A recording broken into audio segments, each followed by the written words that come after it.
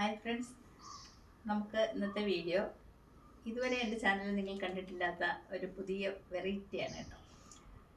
അതായത് ഞാൻ യൂട്യൂബ് ചാനലിലൊക്കെ ചെയ്തിട്ടുണ്ട് ക്രാഫ്റ്റ് വർക്ക്, ജ്വല്ലറി മേക്കിംഗ് ഒക്കെ. അപ്പം അതിനെപ്പറ്റിയുള്ളൊരു വീഡിയോ ആണ് ഇന്നിടുന്നത്. അപ്പോൾ നമുക്ക് കാണാം. ഈ മാല ഇഷ്ടപ്പെട്ടോ? ഇതിൻ്റെ ലോക്കറ്റ് ഞാൻ ഉണ്ടാക്കിയതാണ് കേട്ടോ. ഈ ലോക്കറ്റ് ഉണ്ടാക്കാൻ നിങ്ങൾക്ക് പഠിക്കണം. ആദ്യം നമുക്ക് ജ്വല്ലറി മേക്കിംഗ് സാധനങ്ങളൊന്ന് കാണാം. അപ്പം നമുക്ക് പോയി നോക്കിയാലോ? വരും, എങ്ങനെയുണ്ടെന്ന് നോക്കാം. ഈ ഒരു ലോക്കറ്റ് ഞാൻ ഉണ്ടാക്കിയിട്ട് ഏകദേശം ഒരു 10-12 വർഷമൊക്കെ കഴിഞ്ഞിട്ടുണ്ട് കേട്ടോ. ഇപ്പോഴും കേടുകൂടാതെ ഇരിക്കുന്നുണ്ട്. ആ സമയത്ത് ബീഡ്സും ക്രാഫ്റ്റ്സ് മെറ്റീരിയൽസും ഒക്കെ വാങ്ങിക്കൂട്ടുന്നത് എനിക്കൊരു വലിയ ഹരമായിരുന്നു. കാരണം അന്നങ്ങ് പഠിക്കാൻ ഭയങ്കര ഇഷ്ടമായിരുന്നു. ഞാൻ ഓൺലൈൻ വഴിയാണ് പഠിച്ചത്. ഓൺലൈൻ എന്ന് പറയുമ്പോൾ യൂട്യൂബ് നോക്കിയാണ് ഞാനെല്ലാം പഠിച്ചെടുത്തത്. ആ സമയത്ത് ഞാനും ഒരു യൂട്യൂബ് ചാനൽ തുടങ്ങിയിരുന്നു. അന്ന് വാങ്ങിച്ച മുത്തുകളാണ് ഇതൊക്കെ. അതായത് 2012 ഞാൻ യൂട്യൂബ് ചാനൽ തുടങ്ങിയത്. അന്ന് വാങ്ങിച്ച സാധനങ്ങളാണ് ഇതെല്ലാം.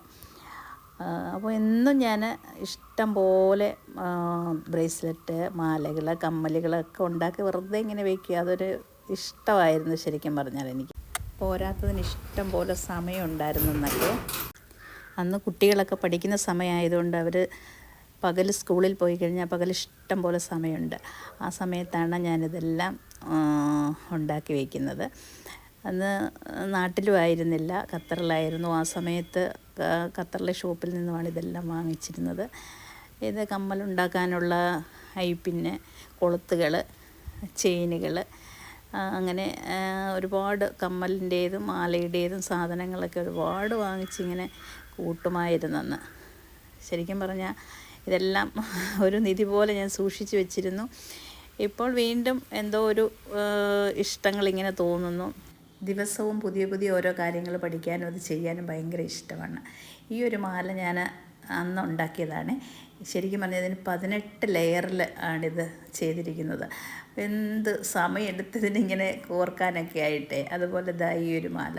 ഇപ്പം ശരിക്കും പറഞ്ഞാൽ എല്ലാവരും ഇങ്ങനെയുള്ള മാലകളൊക്കെയാണ് കൂടുതലും ഇടുന്നത്.